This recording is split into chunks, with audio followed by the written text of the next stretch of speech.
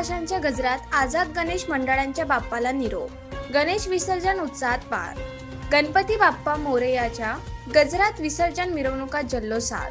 Police बंदोबस्तात विसर्जन सोहळा शांततेत पार पडला. धामणगाव शहरसह तालुक्यातील भाविकांचा उत्स्फूर्त सहभाग. धामणगाव शहरातील आझाद गणेश मंडळांच्या गणेश विसर्जन मिरवणुकीला मोठ्या उत्साहात सुरुवात झाली.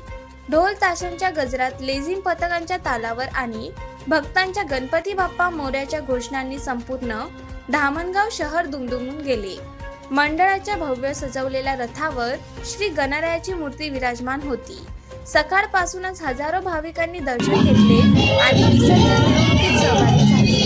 मिरवणुकीत महिलांचा, युवकांचा आणि लहान मुलांचा उत्स्फूर्त सहभाग दिसून आला. यावेळी पोलीस प्रशासन, नगर परिषद आणि विविध सामाजिक संस्थांनी व्यवस्था सुरळीत पार पाडण्यासाठी सहकार्य केले. दिवस रात्र चाललेल्या या सोहळ्यामुळे धामणगाव रेल्वेत उत्साहाचे वातावरण अधिकच रंगले.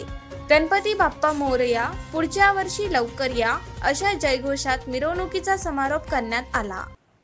इस साल भी आजाद गणेश मंडल अपने पूर्ण ताकत के साथ जैसा विसर्जन होता था गांव में, धामणगांव का राजा कहलाता है, उसी तरह आजाद मंडल इस वर्ष भी अनेक झांकी, अनेक अलग धामणगांव में एक ऐतिहासिक मंडल बोल के आजाद मंडल फेमस है। इसी तरह इसका विसर्जन आज होने जा रहा है, इसी की हमको सबसे खुशी है। हर साल की तरह इस साल भी आजाद गणेश मंडल बहुत धूमधाम से विसर्जन मिरवणूक निकल रहा है। ये गाँववासियों के लिए, धामणगांव वासियों के लिए, दिखावे के लिए, नए नए रूप के लिए, इंदौर के दिखावे हमने लाए हैं, प्रस्तुत की है। आजाद मंडल गणपति बाप्पा मोरया, मंगल मूर्ति मोरया। हर साल की तरह इस साल भी गणेश विसर्जन बहुत धूम धड़ाके से हम कर रहे हैं हमारे बाप्पा का।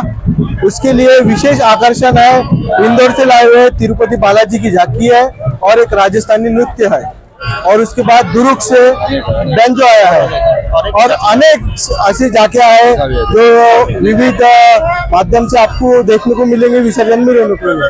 धन्यवाद।